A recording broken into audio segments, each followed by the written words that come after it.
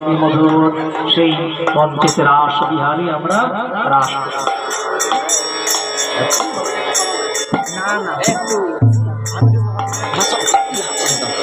নৃত্য হবে, কিন্তু শুধু দাঁড়ালে হবে না, তোমরা এবার একটু পিছিয়ে সব পিছিয়ে যাও।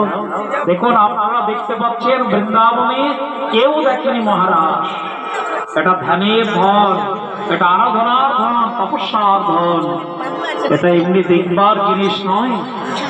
স্বয়ং মহাদেব পর্যন্ত গোপী হয়ে রাসে প্রবেশ করেছেন মহাদেব, তাই তার নাম হচ্ছে গোপেশ্বর মহাদেব। এখনো বৃন্দাবনে বংশী বটের পাশে গোপেশ্বর মহাদেব আছেন। মহাদেব ঢুকেছিলেন, মাথায় ঘোমটা দিয়ে যোগমায়া ধরে ফেললেন যে রাসে গোপী ছাড়া কারো অধিকার নাই। তাই মহাদেব ধরা পড়লেন, গোবিন্দ চরণে করলেন, বলে যাও মান সরোবর থেকে স্নান করে আসো। মান সরোবরে মহাদেব স্নান করার পর মহাদেব গোপী হলেন।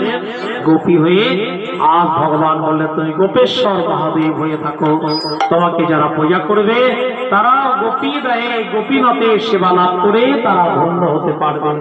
জয় মহারাজ লীলা কি, গোপীশ্বর গোপীনাথের মধুর রাস বিহার কি, যমুনা পুরীল কি, রাসস্থলী কি, রাস মঞ্চ কি, বংশী বট কি, वृंदावन धाम की, श्री राधा मदन मोहन की।